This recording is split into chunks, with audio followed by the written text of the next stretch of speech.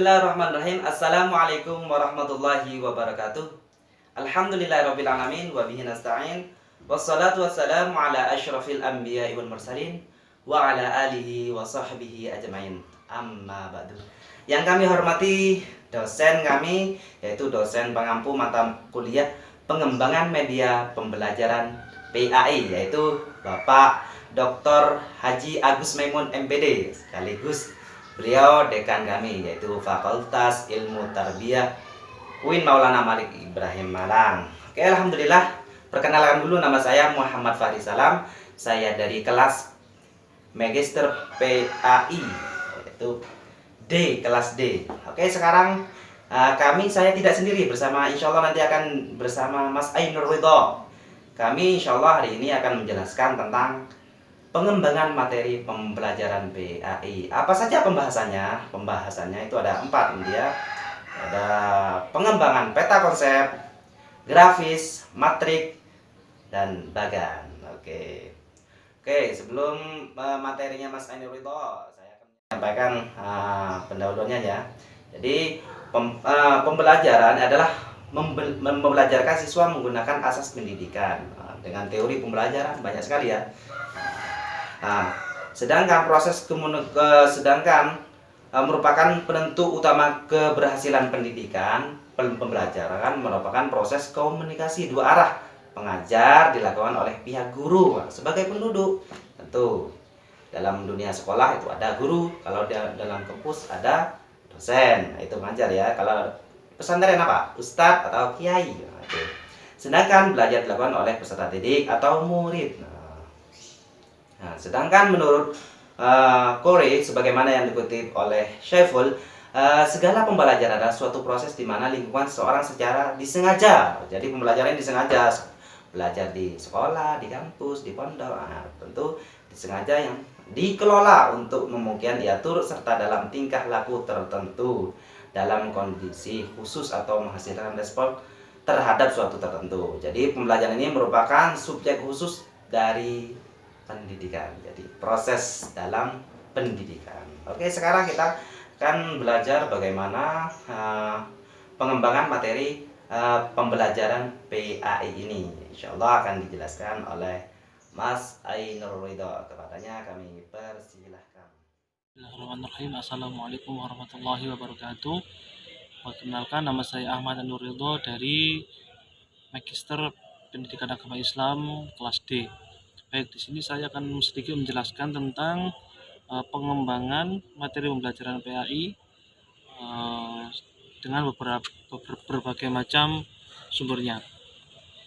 Baik, pengembangan pembelajaran PAI itu sangat penting karena keberhasilan pembelajaran secara keseluruhan sangat tergantung pada keberhasilan guru dalam merancang materi pembelajaran. Materi pembelajaran pada hakikatnya merupakan bagian tak terpisahkan dari sebuah silabus, yakni perencanaan. Nah, dalam perencanaan ini kita memberikan pengembangan materi pembelajaran yang beragam. Yang pertama ada namanya peta konsep, ya. Peta konsep atau kita dalam bahasa Inggris yakni konsep map. Artinya adalah salah satu perangkat pengorganisasian bahan ajar guna persiapan mengajar untuk satu semester tertentu. Peta konsep dapat digunakan sebagai cara untuk membangun struktur pengetahuan para guru dalam merencanakan bahan ajar.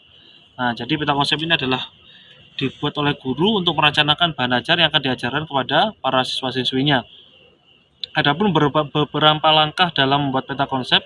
Yang pertama adalah menentukan bahan bacaan. Nah, jadi bahan bacaannya ditentukan dulu oleh guru.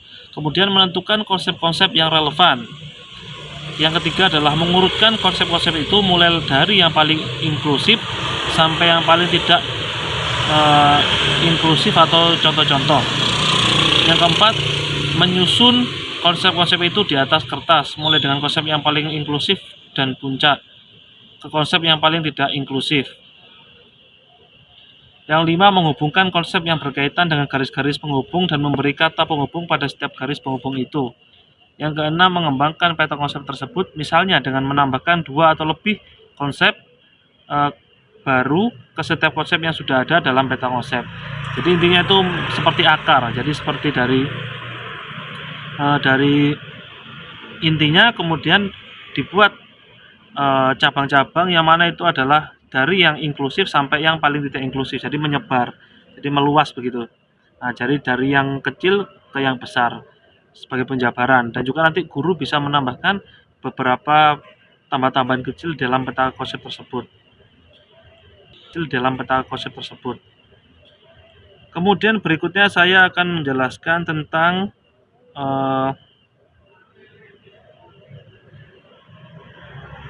pengembangan matriks dalam pembelajaran PAI. Nah, apa itu pengembangan matriks dalam pembelajaran PAI? Matriks adalah sebuah istilah yang berasal dari matematika yang dideskripsikan berupa kolom-kolom atau baris-baris.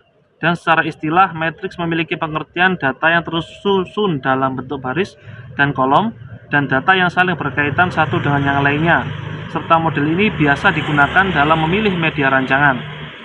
Strategi pembelajaran dengan menggunakan matriks ini berfungsi untuk mengevaluasi kekuatan daya ingat peserta didik, dan mereka akan materi pelajaran dan perkuliahan yang penting dalam berhubungan antara materi, serta menilai kecakapan peserta didik mengorganisir informasi ke dalam kategori-kategori tertentu.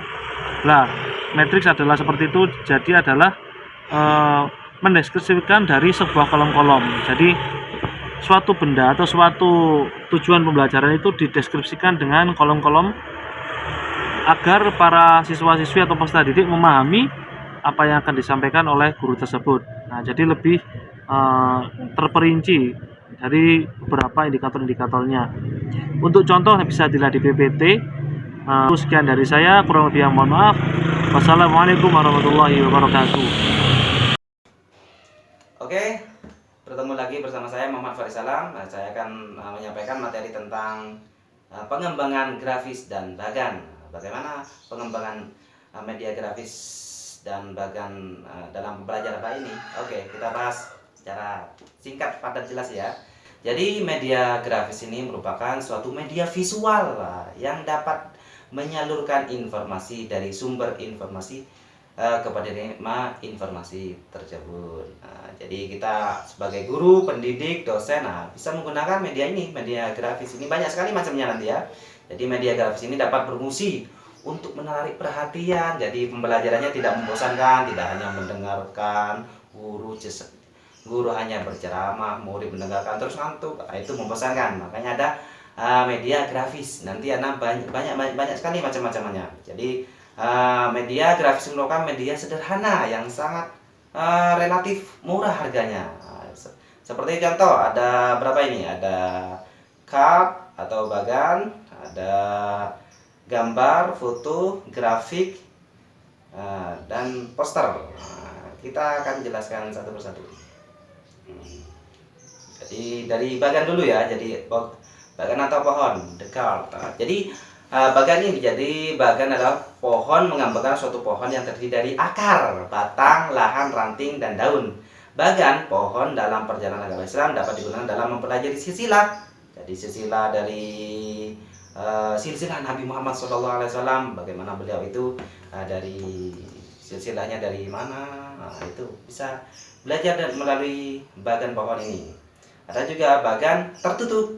Bagan tertutup ini dapat memberikan informasi peserta didik secara bertahap. Bagan informasi dapat ditutup dengan kertas yang mudah dilepaskan. Ada juga bagan arus, bagan organisasi, bagan garis waktu. Itu bagan ya. Bisa contoh seperti yang ada di slide ini. Jadi bagannya ini bagan itu ada tentang puasa wajib, puasa sunnah, kedudukannya puasa wajib, kedudukan puasa dalam Islam, puasa wajib, sunnah, ada konten puasa. Itu. Yang kedua ada gambar atau foto. Gambar atau foto ini merupakan media grafis yang paling sering digunakan dalam pembelajaran guru. Kelebihan media itu diantaranya memiliki sifat yang konkret, dapat mengatasi ruang dan waktu, mudah didapat dengan biaya relatif. Mungkin bisa ditampilkan di layar di LCD atau di print. Nah, itu bisa dibagikan di siswa itu gambar. Jadi anak-anak bisa leluasa seperti gambar waktu sholat, gambar praktek wudu. Nah, itu penting sekali ya. Ada selanjutnya ada ketiga ada diagram. Nah, diagram ini merupakan gambar sederhana yang menggunakan garis dan simbol. Diagram yang baik adalah diagram yang digambarkan dengan benar, rapi, ukurannya cukup besar. Nah, seperti yang dicontoh di sini. Diagram. Nah, diagram itu seperti itu. Makhorijul huruf. Nah, diagram makhorijul huruf. Jadi di mana huruf ain keluarnya di mana, alif di mana, kha-nya. Itu sangat menarik sekali. Oke, selanjutnya itu ada poster. Poster ini waduh menarik sekali ya. Jadi pesannya ini poster merupakan gabungan antara gambar dan tulisan. Ada gambar, ada tulisan. Jadi tulisannya cuma singkat. Poster dibuat bisa kertas, bisa kain, seng atau bahan lainnya. Poster memiliki ciri sebagai berikut. Pendidikan agama Islam dapat diajarkan dengan menggunakan media poster seperti itu.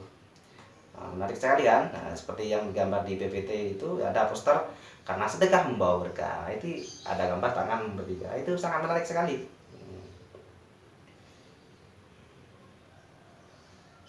Oke, terakhir saya akan menjelaskan tentang bagan pengembangan Mastrik dalam pembelajaran PAI. Seperti halnya media visual lainnya, jadi bagan merupakan fungsi yang pokok, yaitu menyajikan ide-ide konsep yang sulit bila hanya disampaikan dengan tertulis atau lisan secara virtual, maka ini bisa disampaikan dengan mudah.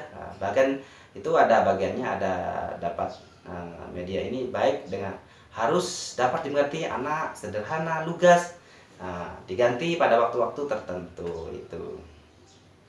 Terus ada beberapa macam jenis bagan diantaranya, itu ada bagan pohon, bagan air, dan bagan arus, bagan tebel. Itu banyak sekali ya di pembahasan bagan ini. Seperti yang di atas, yang sudah saya sampaikan di atas, sudah ada contohnya.